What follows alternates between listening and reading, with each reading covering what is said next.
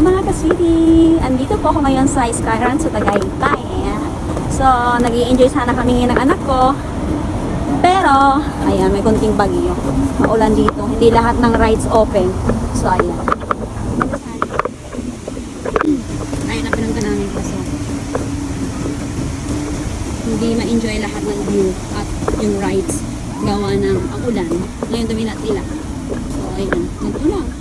Ganda, ako na promise. Ganda pala dito. Yung Ferris wheel, hindi siya open. Tower, so nakapagsakay kami kanina.